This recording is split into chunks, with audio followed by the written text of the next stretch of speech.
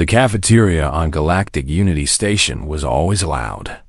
Hundreds of aliens from dozens of worlds sat at long metal tables, eating strange foods and speaking in languages that the translation chips could barely keep up with. The ceiling rose high above, covered in glowing panels that tried to copy the light of a dozen different suns. Some species needed blue light. Others needed red. The result was a strange mix that made everything look slightly wrong. Taiho walked through the entrance doors, his body aching from 16 hours of crawling through maintenance tunnels. His gray jumpsuit was stained with coolant, and his hands were rough from turning bolts that machines should have turned. But machines cost money. Humans did not. He was 19 years old, thin, with messy black hair that he never had time to cut properly. On his left wrist, he wore a thick metal band. The band was silver with a red stripe.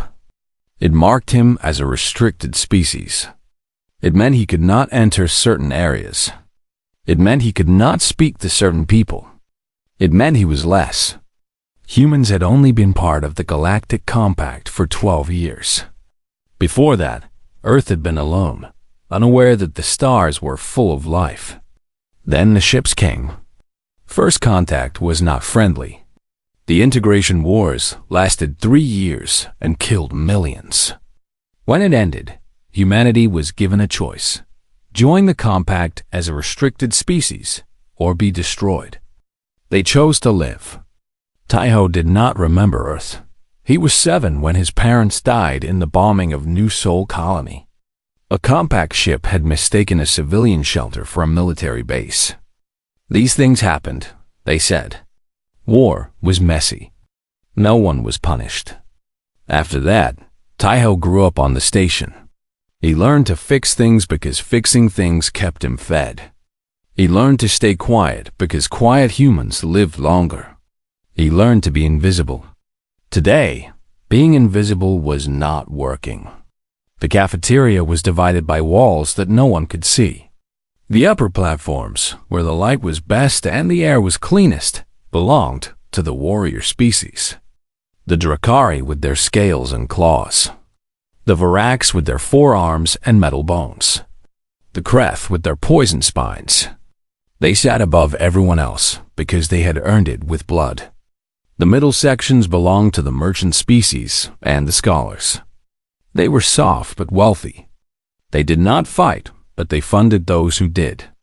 The lowest section, near the recycling vents where the air smelled like old food and engine grease, belonged to the restricted humans, the small gray creatures from Nebula 7, the insect people from the Hollow Worlds. All of them wore bands on their wrists. All of them kept their eyes down. Taiho walked toward the lower section. His stomach hurt from hunger. His shift had run long, and he had missed the regular mealtime. Now the cafeteria was full, and every table in the lower section was packed. He stood there, holding his food tray, looking for a seat. There was none. He should have left. He should have eaten in the maintenance corridor, like he sometimes did, sitting on a pipe, watching the stars through a tiny window. But today his legs hurt too much to walk any further. His eyes moved upward, toward the platforms he was not allowed to touch.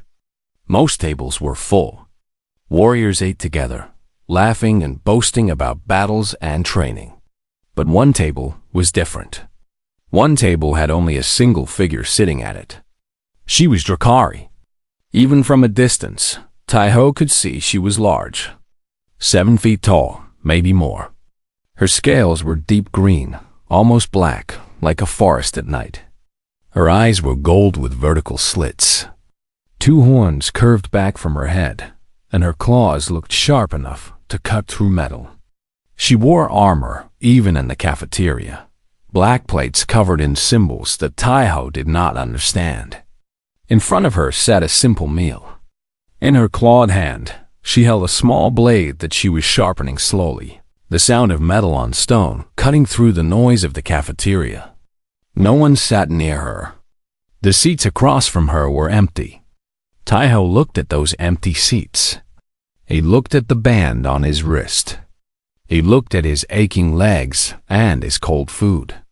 He should not do this. The rules were clear. A restricted human speaking to a warrior caste Drakari without permission was a violation. He could be detained. He could be beaten. He could be sent to the labor moons where humans worked until they died. But the seats were empty, and he was so tired.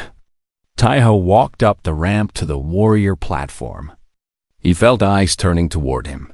Conversation stopped. A Kreth warrior made a low hissing sound that his translation chip told him was a warning. He kept walking. He stopped in front of the Drakari's table. She did not look up. The blade kept moving against the stone. The sound was slow and steady. Taiho's voice came out quieter than he wanted.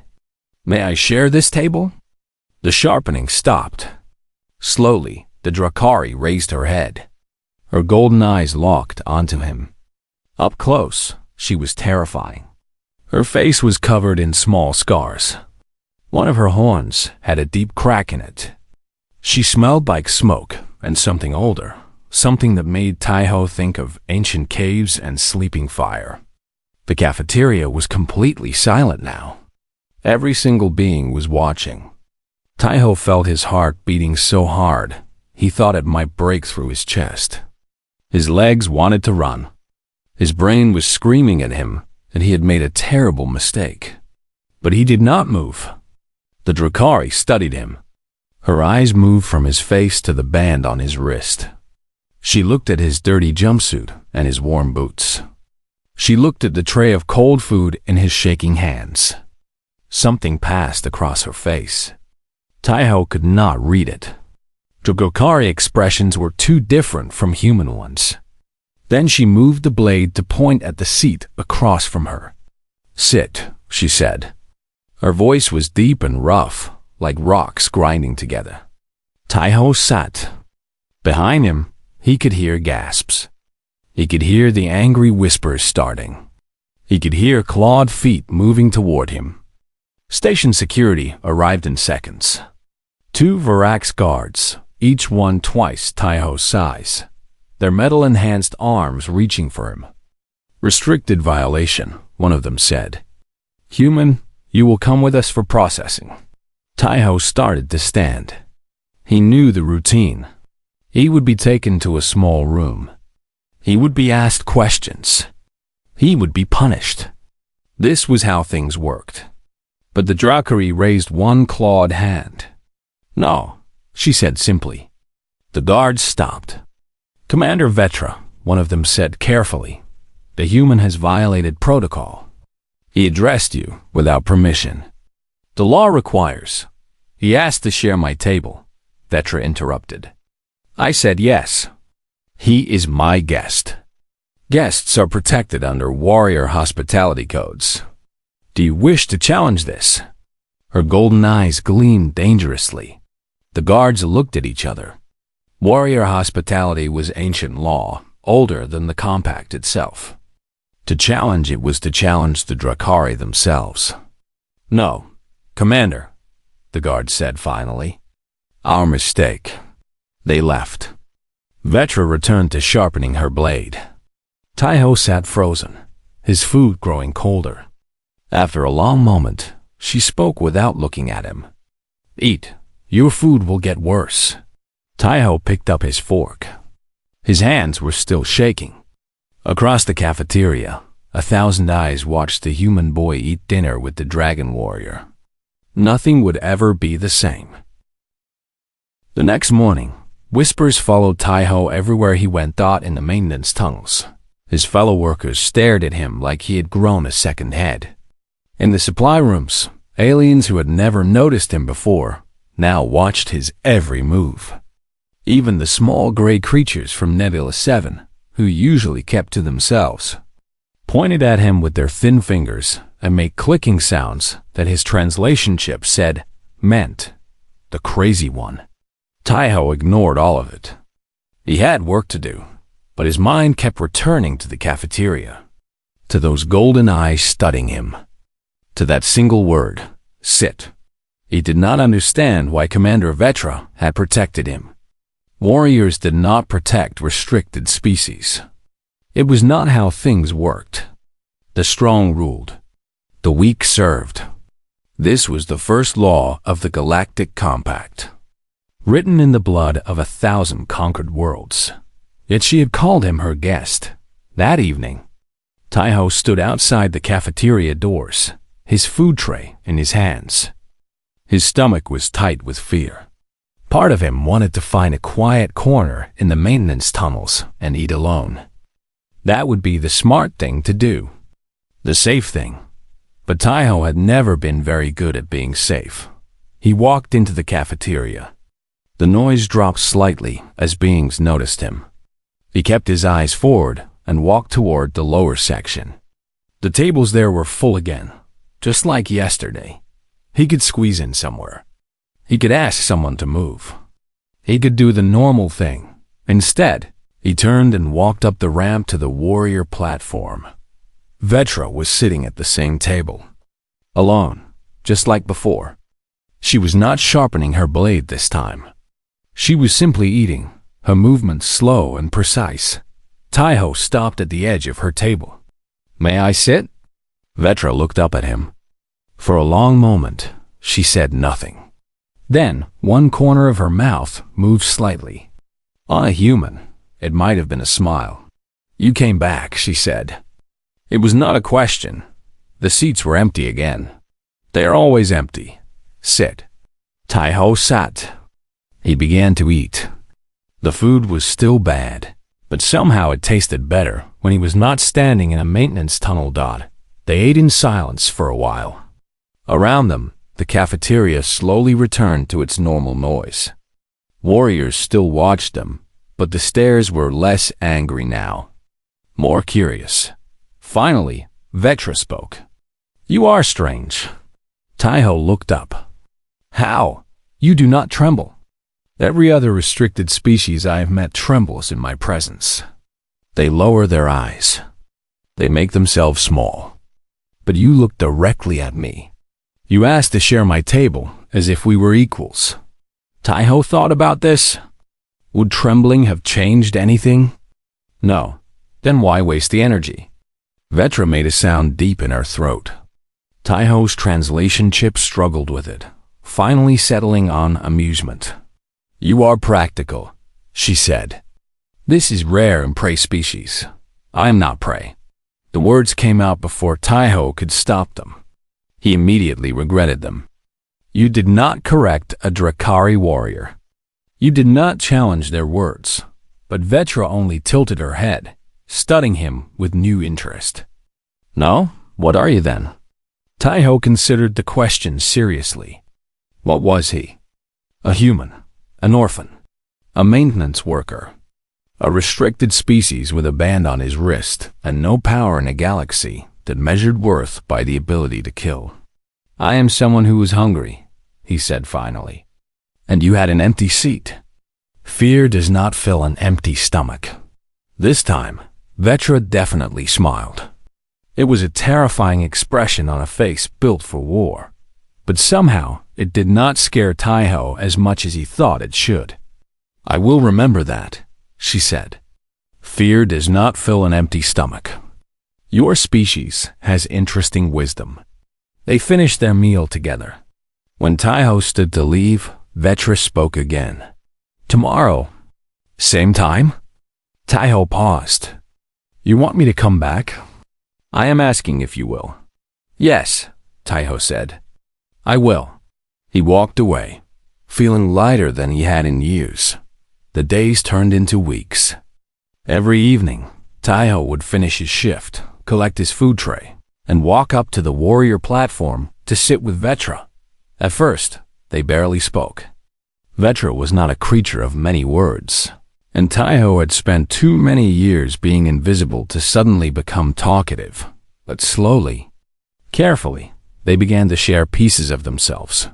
Vetra told him about her homeworld. It was a planet of volcanic mountains and endless storms, where the Drakari had evolved to survive in fire and darkness.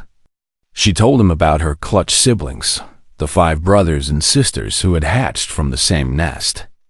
They had grown up together, trained together, fought together. Now they were all dead. "The HFY War," she said one evening, her voice flat. "We were told it was necessary. We were told the HFY were a threat to the compact. We believed this. We fought. We died. My siblings died. And when it was over, I learned the truth." "What truth?" Vetra's claws scraped against the table, leaving thin marks in the metal. The HFY were not a threat. They were simply living on a planet that had resources the compact wanted. The war was not about protection. It was about profit. My siblings died so that wealthy merchant species could become wealthier. Taiho did not know what to say, so he simply sat with her in the silence. In return, he told her about his parents, about New Soul Colony, about the compact ship that had fired on a civilian shelter and killed everyone inside. He told her about growing up alone on the station, learning to fix machines because no one else would take care of him. He told her about the band on his wrist and what it meant to be restricted. "We are not allowed to own property," he said. "We are not allowed to travel freely. We are not allowed to hold positions of authority. We are not allowed to fight back when someone hurts us. We are told this is for our own protection. We are told humans are too dangerous to be trusted with freedom. And what do you think?" Taiho looked at her directly. "I think we are kept weak because someone is afraid of what we might become if we were strong." Vetra's golden eyes gleamed. "Yes," she said slowly. "I think this is true." Their friendship confused everyone. Warriors whispered that Vetra had lost her mind. Restricted species whispered that Taiho was a traitor, trying to gain favor with the enemy. Neither of them cared. For Vetra, Taiho was the first person who had ever looked at her and seen something other than a weapon.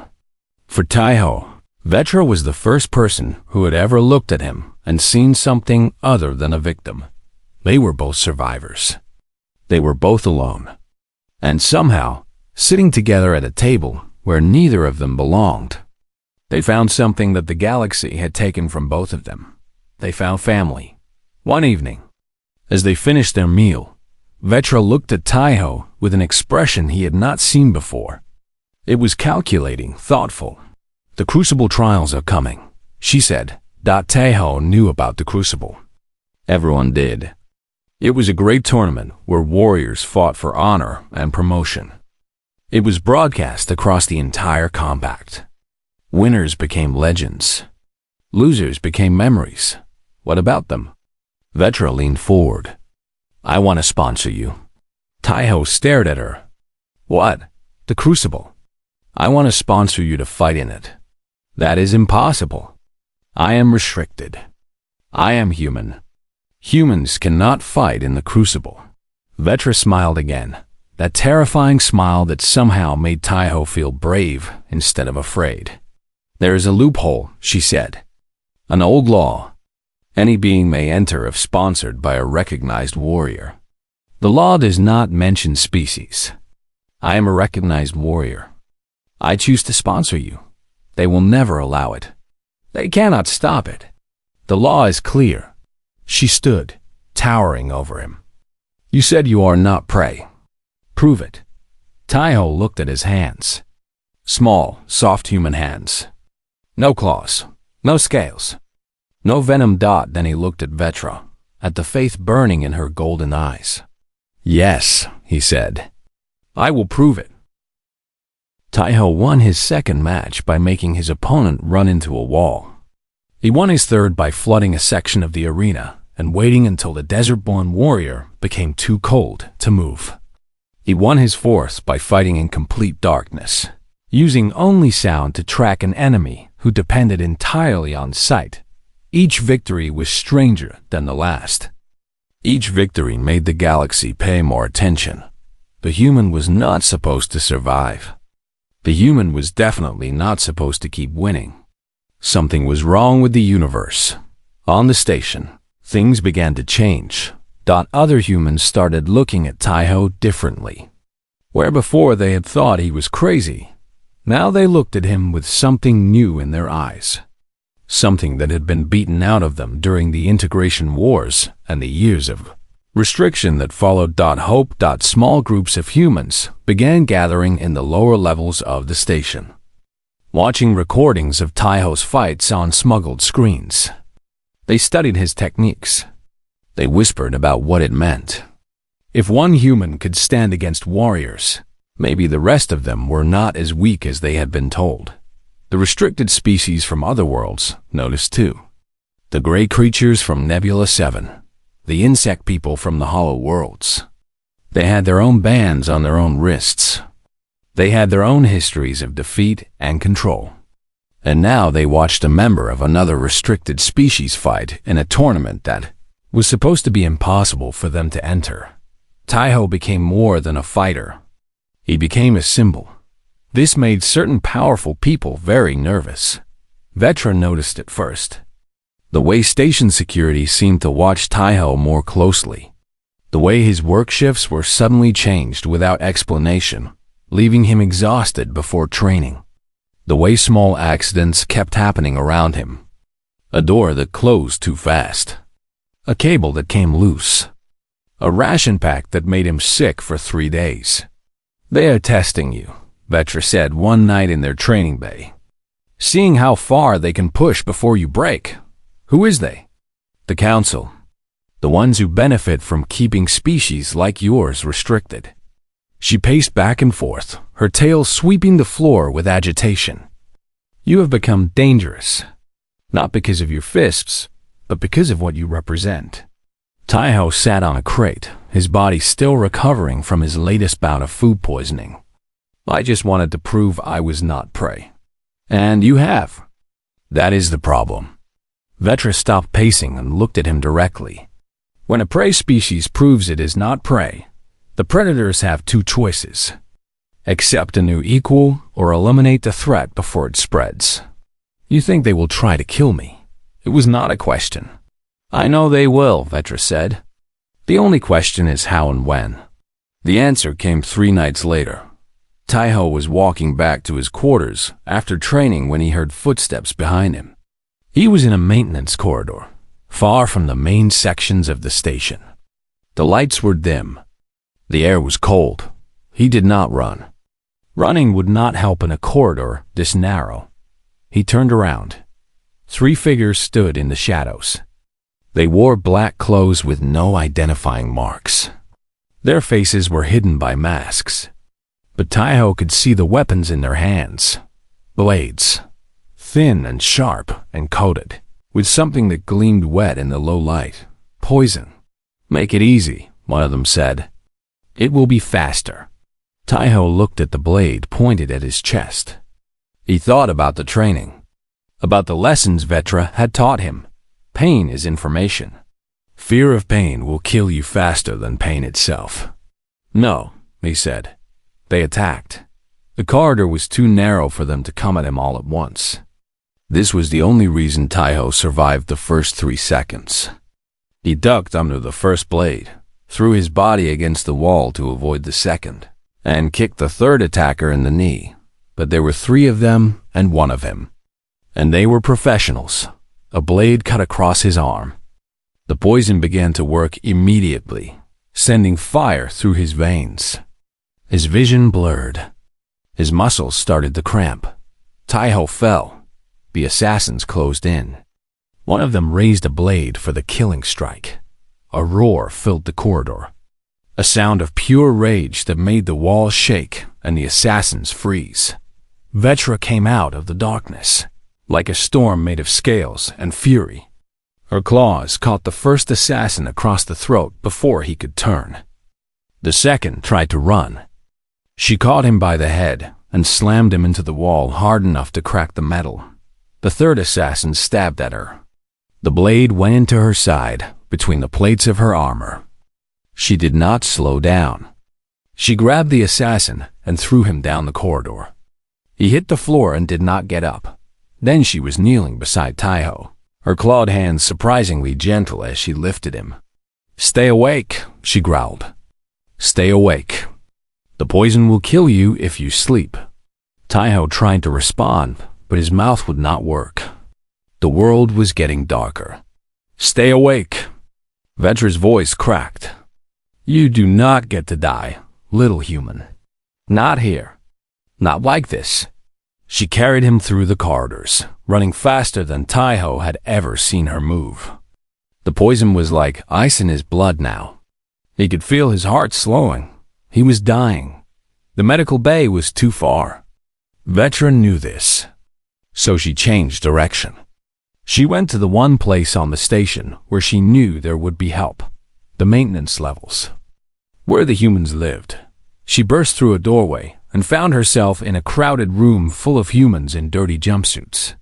They all froze at the sight of her. A Drukhari warrior, covered in blood, carrying one of their own. Help him, Vetra said. Please, help him. The humans stared. This was a warrior. An enemy.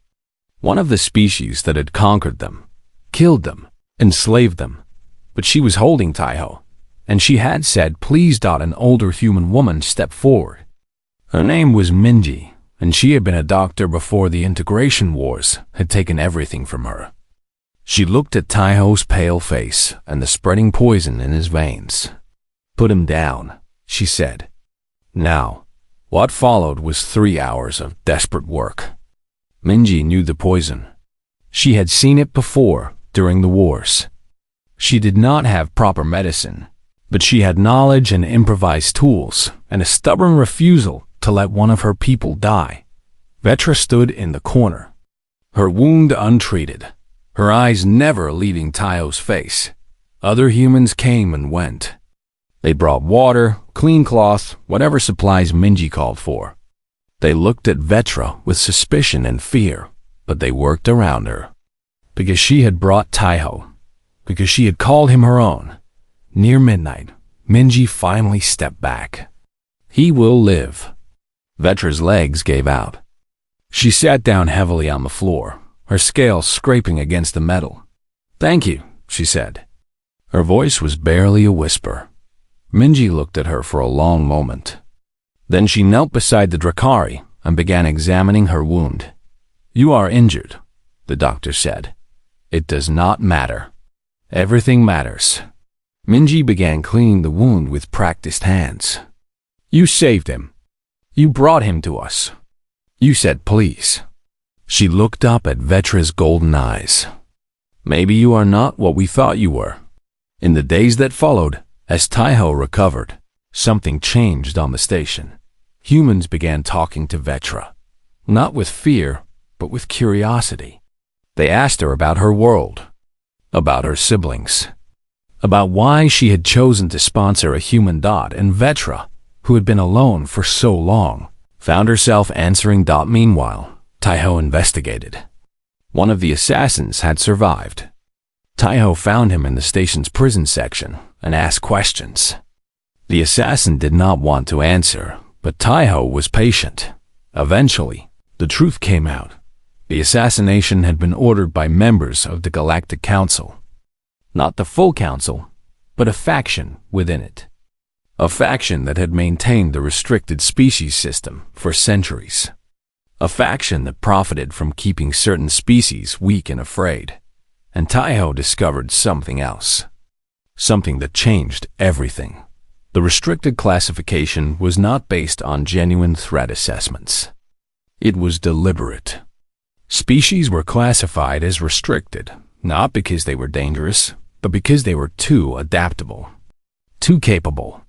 Given equal opportunity, they could compete with established powers. Humans had been restricted because early studies showed their learning speed was abnormal. Their endurance was abnormal. Their ability to adapt to new environments was abnormal. They were not kept down because they were weak. They were kept down because someone was afraid of what they would become if they were ever allowed to be strong. Taiho took this information to Vetra. She was not surprised. I suspected, she said. After the Kelrith War, after I learned the truth about why my siblings died. The compact is not about unity. It is about control, So what do we do? Vetra smiled. It was a dangerous smile. A smile that promised change. You have one more fight, she said. The final of the Crucible. Win that, and the entire galaxy will be watching. Then we show them the truth. Taiho looked at his hands. Still small. Still soft. Still human dot, but no longer weak. Then let us win, he said. The announcement hit the station like a bomb. A human had entered the Crucible trials. A restricted species. A maintenance worker with dirt under his fingernails and a red striped band on his wrist. Sponsored by Commander Vetra Korvash, veteran of 3 wars, one of the most decorated Drakari warriors alive. For 3 days, the Galactic Council argued about it. They searched through ancient laws, looking for a way to stop it. They found nothing. The sponsorship law was older than the compact itself, written by the founding species when they first agreed to stop killing each other.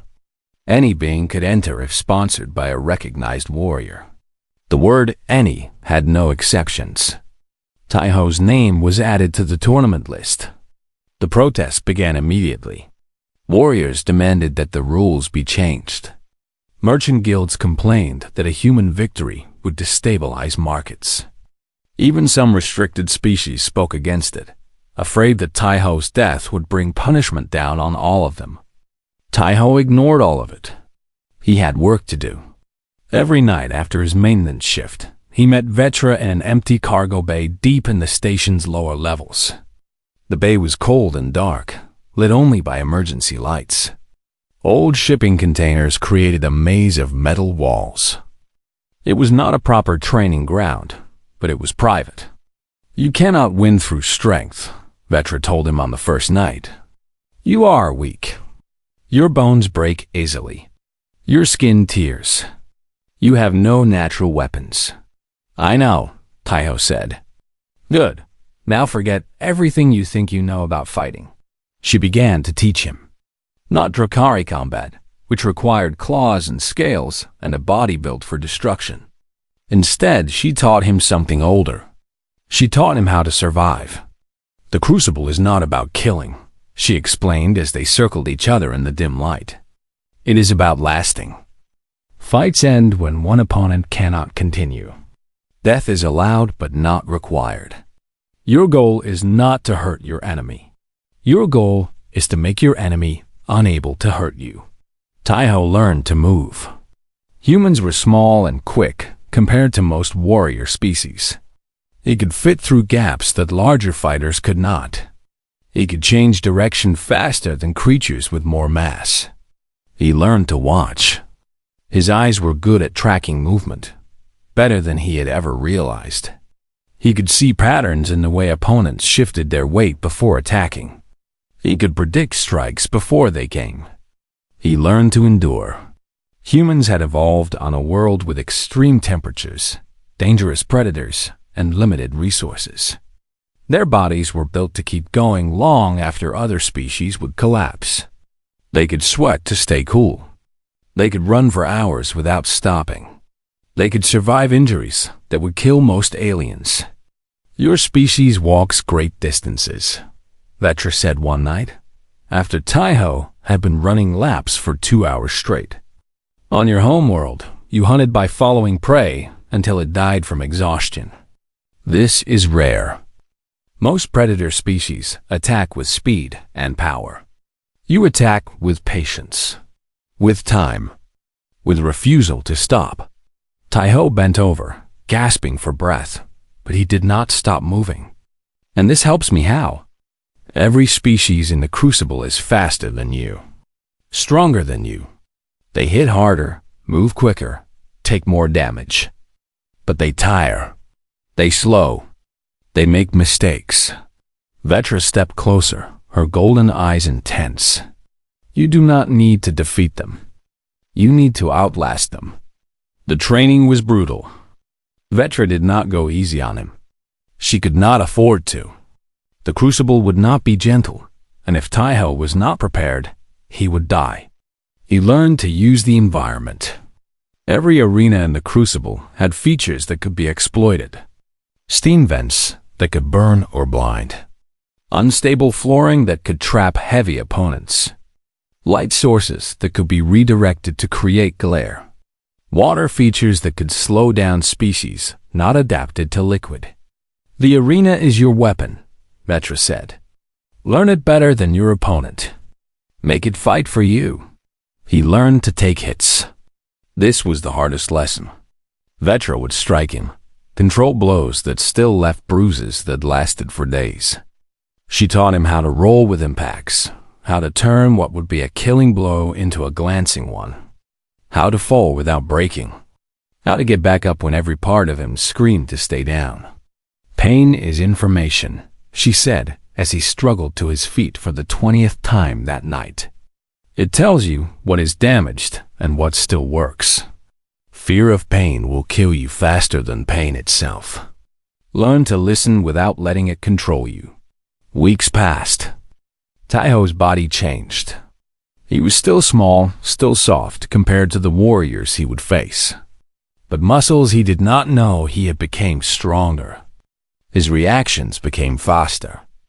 His mind became sharper. The day of his first match arrived. The arena was smaller than Taiho had expected.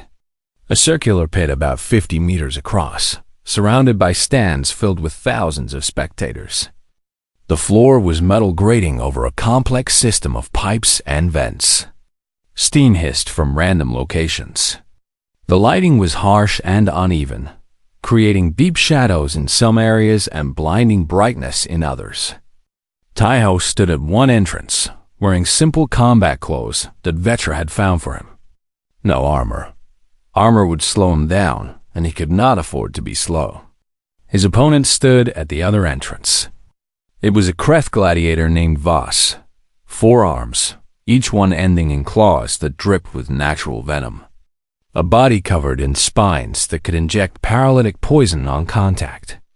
8 eyes that could see in nearly every direction at once. The Kreth was twice Taiho's size and had been fighting in the Crucible for 15 years. He had killed 12 opponents. He was expected to kill his 13th today. The signal sounded. The match began. Voss charged immediately, all 4 arms spread wide to grab and tear. The crowd roared with excitement. This would be quick. This would be bloody. Taiho ran. Not toward his opponent. Away from him. He sprinted across the arena, heading for a cluster of steam vents he had spotted during his brief examination of the space. The crowd laughed. Some booed. The human was a coward. The human was running. Voss followed, his heavy body crashing across the metal floor. He was fast for his size, but Taiho was faster. More importantly, Taiho was lighter. The metal grating that supported a human's weight groaned and bent under the Kreth's mass. Taiho reached the steam vents and positioned himself behind them. Voss came around the corner, claws reaching. Taiho ducked and hit a release valve with his elbow. Superheated steam exploded outward, directly into the Kreth's face. Voss screamed. His 8 eyes were not designed for extreme heat.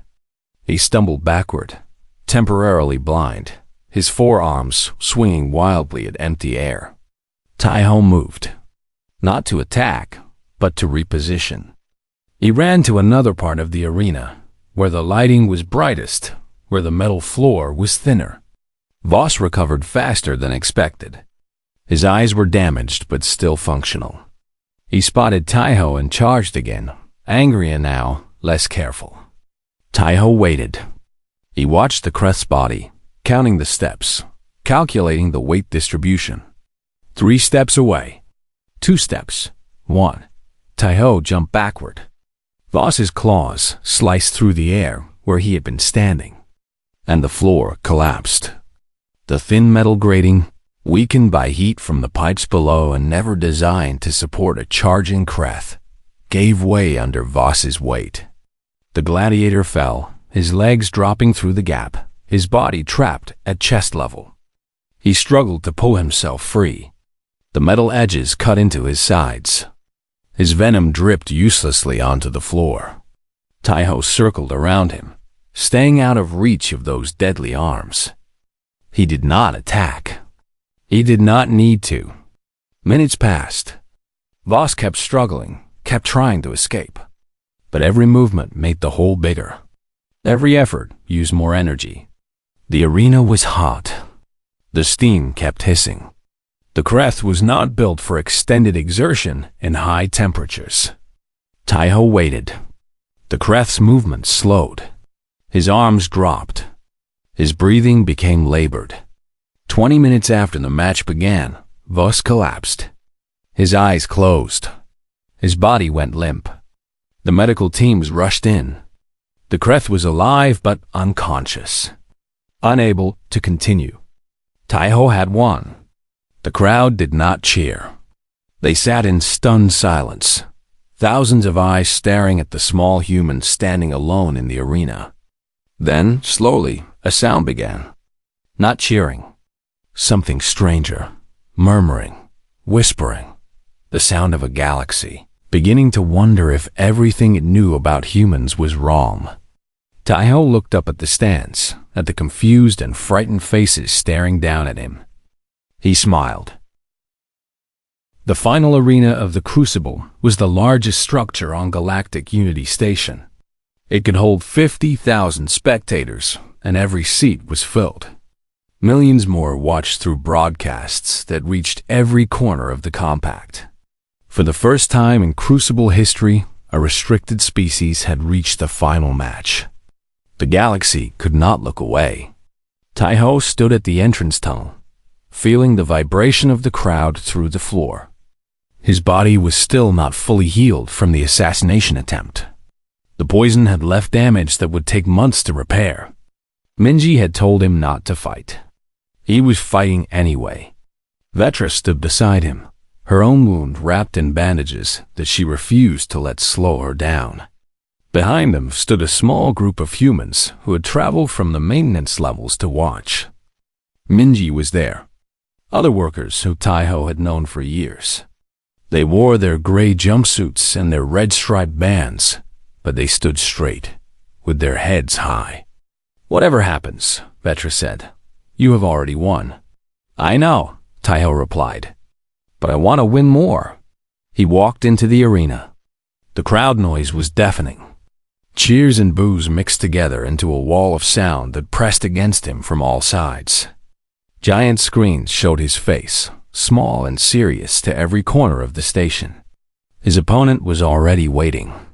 Gurn was a Varax warlord, 8 feet tall, 4 arms, each one enhanced with metal implants that increased strength and speed beyond natural limits. His body was covered in scars from dozens of crucible victories. His eyes were cold and empty, the eyes of someone who had killed so many times that death had become boring. He was the reigning champion. He had held the title for 11 years.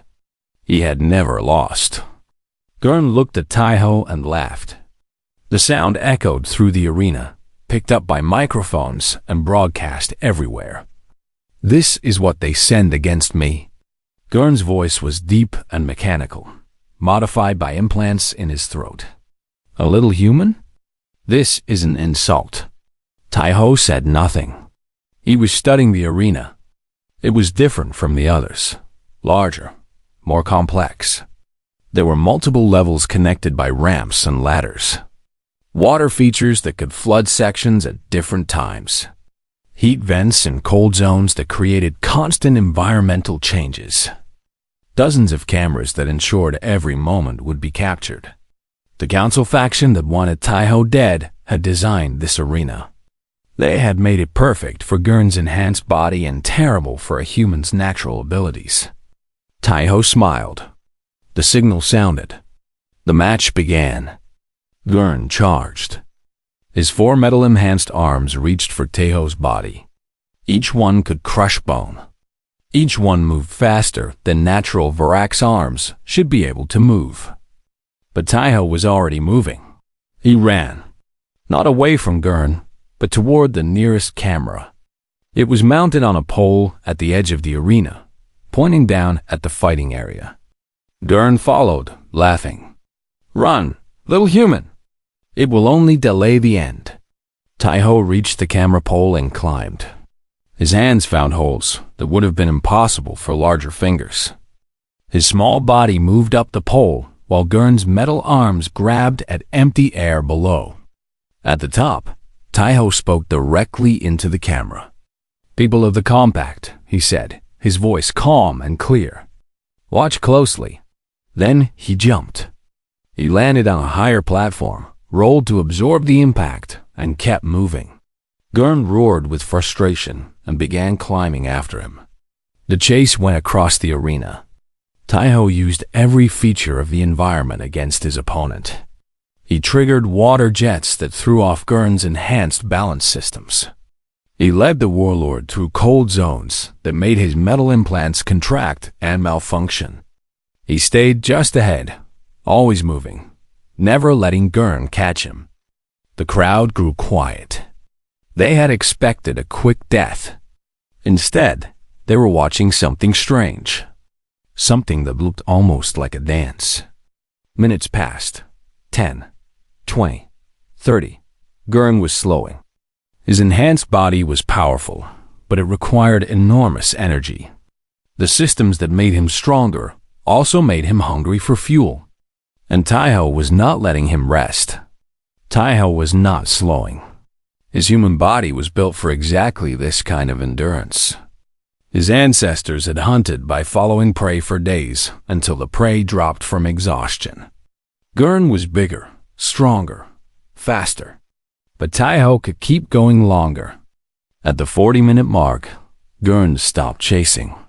He stood in the center of the arena, breathing hard, his 4 arms hanging at his sides. "Enough games," he snarled. "Face me like a warrior." Taiho stopped on a platform above him. "No, coward. You are nothing but a running animal. I am exactly what my species was made to be." Taiho's voice was steady. "We survive. We adapt. We endure. And we never stop." He jumped down to face Gurn, not to fight, to talk. "The council is watching," Taiho said, pointing to the cameras. "Millions of beings are watching. So let me show them something interesting." He pulled out a small device that Minji had helped him build. It looked like a medical scanner. He pointed it at Gurn. "Your implants," Taiho said. "They are not standard military modifications. They are illegal. Black market tech that was supposed to have been destroyed after the HFY War. Someone on the council arranged for you to have them. Someone who wanted to make sure you could never be defeated." Gurn's eyes widened. "The same people who tried to have me killed," Taiho continued. "The same people who keep species like mine restricted. Not because we are dangerous, but because they are afraid of what we might become." He broadcast the scanner's data to every screen in the arena. Technical readings that showed exactly what had been done to Gurn's body. Modifications that were explicitly forbidden by compact law. The crowd erupted. Some shouted in anger. Others demanded explanations. The council members in their private viewing box stood up, their faces pale with shock. Gurn looked at the screens, showing his exposed secrets. His face twisted with rage. "You little animal," he growled. "You think this changes anything?" He reached behind his back and pulled out a weapon. A neural disruptor. A device that was absolutely forbidden in the Crucible.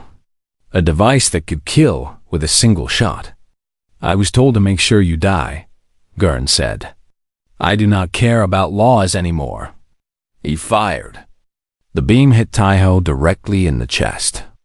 Everything stopped. The crowd screamed. Vetra roared from the sidelines, trying to rush into the arena, but held back by security. The cameras captured everything. Taiho fell. For a moment, he was still. Completely still. His eyes were closed. His chest did not move. The galaxy held its breath. Then, slowly, impossibly, Taiho opened his eyes. He was alive. His body was shaking. His muscles were spasming. The pain was beyond anything he had ever experienced. But he was alive. Humans had evolved on Earth, a planet with powerful electrical storms and dangerous environments. Their nervous systems were resilient. They could take damage that would permanently destroy other species and rebuild. It took time. It hurt. But they could do it. Taiho stood up. Gurn stared at him in disbelief. "That is not possible." "I am human," Taiho said. "We are hard to kill." Security finally flooded the arena. Gurn was disarmed and restrained. The evidence of his illegal enhancements and forbidden weapon was undeniable. The council members who had funded him were exposed. But Taiho was not finished. Still trembling, still struggling to stay on his feet, he walked to the center of the arena and faced the cameras one last time. "The restricted species classification is a lie," he said. "It was created to keep certain species weak, to maintain power for those who already have it. Today, you have seen what happens when someone refuses to accept that lie." He reached down and grabbed the metal band on his wrist. With one sharp motion, he broke it. The pieces fell to the ground. "I am not restricted," Taiho said. "I am human, and we are done being afraid." The arena exploded with sound. Not all of it was cheering. Some of it was fear. Some of it was anger. But under all of it was something else. Something that would grow in the weeks and months that followed. Change. The aftermath took years. The Galactic Council was reformed. The faction that had maintained the restricted system was exposed and removed. New laws were written. Old wrongs were examined. Humans were granted full rights within the compact. So were the other restricted species. The bans were removed from millions of wrists. Taiho did not become a politician or a general. He became an ambassador, the first human to hold such a position. His job was to help the galaxy understand his species, to build bridges between worlds that had only known conflict. Vetra stood beside him, not as his protector, but as his partner. She represented the Drakari who wanted peace, who had grown tired of wars fought for profit. Together, they worked to create something new. One day, a journalist asked Taiho what had given him the courage to approach Vetra's table that first day in the cafeteria. What had made him risk everything for an empty seat? Taiho smiled. It was the same smile he had worn in the arena after his first victory. Small and quiet, but unbreakable. "I was just hungry," he said. And she had the only empty seat. The journalist waited for more. There was no more. Sometimes, the greatest changes begin with the simplest choices. A tired human. An empty chair. A question asked without fear. And a dragon who decided to say yes. The end.